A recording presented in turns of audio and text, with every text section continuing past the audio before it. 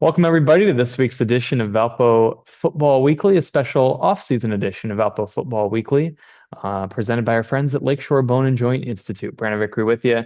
Glad to be joined by the head coach of the Valpo football program, Andy Waddle, as we wrap up the spring. We wrap up the spring game that happened this past Saturday at Brown Field. Maybe let's start there and let's talk through the spring game in each phase. As we start with the defense, Connor Cervantes had a couple of interceptions. Defense seemed to have the upper hand overall. What stood out to you from your defense in the spring game on Saturday?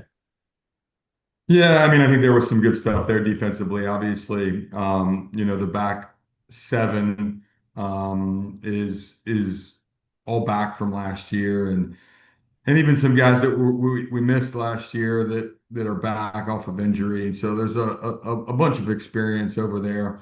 We didn't play Nick Landino, who's just um, could have probably played, but just had some things going on, and we didn't want to risk it. And but a lot of experience over there, and I think that showed. We were able to make some good coverage adjustments, and make it difficult for those quarterbacks, which I think is going to be important for us next fall. Let's talk about the quarterback position. You saw multiple quarterbacks take snaps. Everyone always wants to know about that position. So, what did you see from your quarterbacks, and what did you see from the offense as a whole on Saturday? Yeah, I think when you look at the offense, I mean, I think it's a little bit tough. Probably off of last year, right? Your top two tight ends returning were both, out just with lingering injuries from last season. Your starting left tackle was out with an injury lingering from last season. Devin Yates and Jay Melchiori both didn't go in the spring game, which were key contributors most of the season last year and at the wide receiver position. And so I think we were pretty limited there. Obviously, Rowan Keith didn't go except for in the Skelly period at the beginning. Just still coming off of uh, trying to get him back to 100% healthy. So I think we were somewhat limited. We knew that going in. But I think that, there were some good plays that were made. Obviously, I think the play that pops to everybody's mind is the zone read run by Marcus where he pulls it and goes the long way. And shows what, his speed is. I think that Nathan Downey did some good things. I don't know, statistically what he was, but I think that he was a little bit of a bright spot.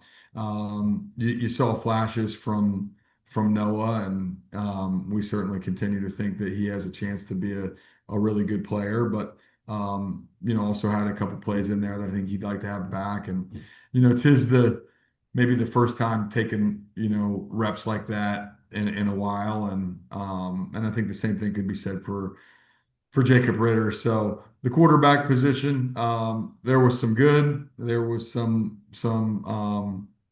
inexperienced, but it was good to see those guys go out and compete. You ran some special teams as well on Saturday. Ryan Pimentel, I think, had a couple field goals. What did you see from the special teams unit? Yeah, I mean, Ryan knocked in two 40-plus yard field goals in live game situations. So awesome to see him go out there. I think they were, 42-yarder and maybe a 44-yarder, if memory serves me right. So that was good. I thought, our kick return team, which last year was awesome, I think led all FCS football and in average, had a couple of good returns. Obviously, we weren't live on the kick return, but you could see the creases develop. So Coach RJ and that unit continue to do a great job. And, so I think there was some positive there. Fun thing about the spring game is always seeing the recruits there, seeing the signees there. Your signees, your incoming freshmen were announced at halftime of the game, and then you have the parents and the families of the current players, community members. Just what was that like from an off the field perspective, and how did things go from the standpoint of having the recruits and the signees and the families all there part of the activities on Saturday? Yeah, I think like that's one of the things that there's so much that I've been impressed with about Valpo, but when from my perspective, when you take the big picture view, the type of families that you get associated with our young men and the team here is totally first class. And I think it's fun to see those parents get involved with the picnic afterwards, and the new families, the new recruits are kind of being inducted into what is really a special group. Not just with what we do on the field, but with what these young men do off the field. And so that was fun to see, and get to see those guys interact and get to see their families interact, and so excited for the next crop of not just Beacon football players, but that next crop of Beacon parents and families.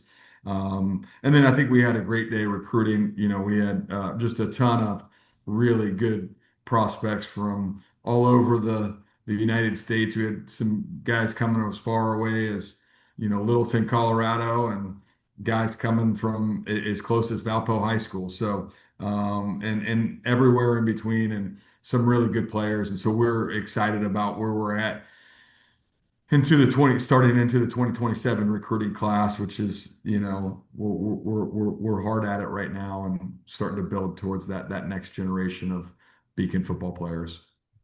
Let's look ahead. Season kicks off on August 29th. What has to happen between now and the ball being kicked off for you to be in a position to be successful to start the season?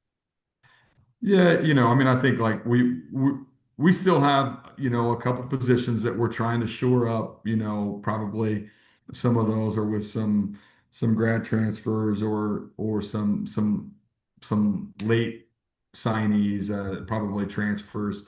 But the guys that we already have in the boat, the guys on our team right now, the recruits that we've already signed, we got to have a great summer. Some of our guys got to get healthy. We missed a lot of guys from this, like the end of last season. We just had so many injuries last season, and some of those injuries continued to lag on into the spring, and we were still without a lot of, our key components last, in spring practice. So we got to get some of those guys healthy. We got to have a great summer. We got to have a great fall camp of just continuing to master the offense and the defense, which I feel so much better about where we are right now than where we were a year ago in that aspect. But there's still work to be done. But I think that we've got a group of guys that are hungry and ready to go out and put the work together and come out and do some awesome things next fall. There he is, the head coach of the Valpo football program, Andy Waddle. The season will be here before you know it. And we invite everyone to follow along on ValpoAthletics.com as we approach the 2026 Valpo football season. We'll talk to you again next time on Valpo Football Weekly, presented by Lakeshore Bone and Joint Institute.